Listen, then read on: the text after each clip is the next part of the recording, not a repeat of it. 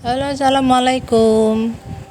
Seperti pernah saya ceritakan bahwa anak saya Elda terdeteksi menderita autisme pada umur 1,5 tahun, di mana pada waktu itu seumuran dia belum bisa bicara, belum jalan, dan jika dipanggil pun tidak menoleh. Dia tidak mengerti namanya, tidak respon dengan apa yang ada di sekitarnya, kontak matanya tidak ada ketika diajak bicara, dan dia menyukai hal-hal yang tidak selazimnya disukai oleh anak-anak yang normal.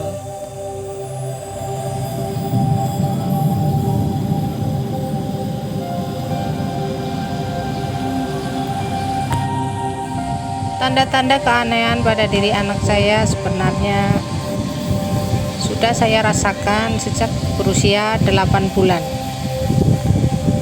di mana pada waktu itu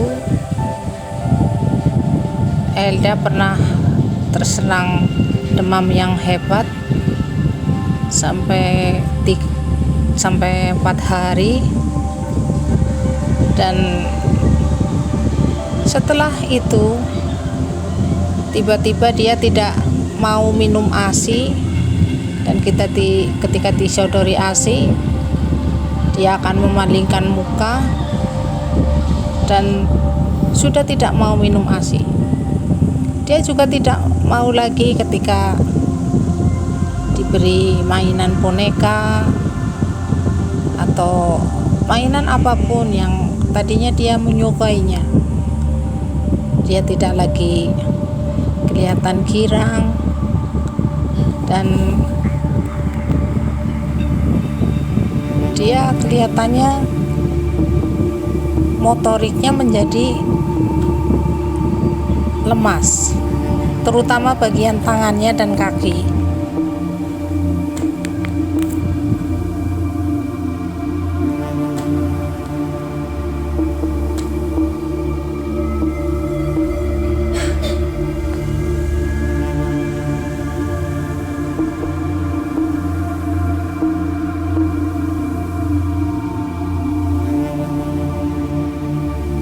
Karena kurangnya informasi yang saya dapat tentang anak yang tiba-tiba bisa menderita autisme, maka pada waktu itu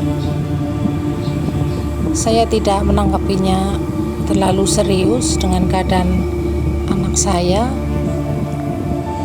karena menurut saya dia masih bayi. Jadi saya tidak memeriksakannya lebih lanjut. Namun seiring dengan berjalannya waktu sampai usia 1,5 tahun, tidak ada perkembangan yang baik pada anak saya. Dia tidak berbicara, tidak mengerti namanya sendiri, tidak mau melihat dengan hal-hal yang ada di sekitarnya yang disodorkan, misalnya mainan atau hal-hal apapun.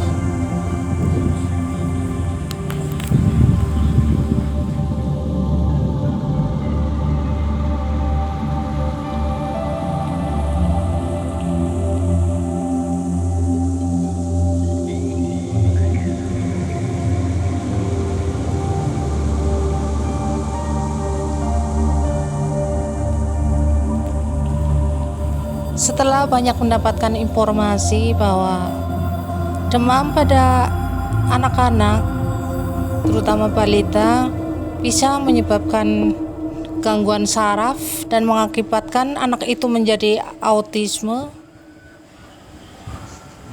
saya sungguh merasa sangat menyesal waktu itu.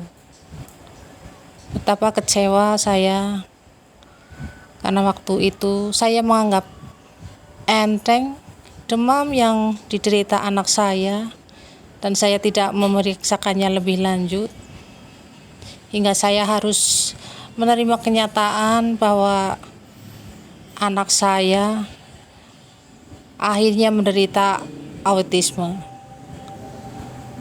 Namun tidak bisa dipastikan penyebab autisme hanya karena demam saja. Namun yang saya amati dan saya rasakan bahwa anak saya menjadi seperti menderita kelainan setelah menderita demam yang hebat tersebut.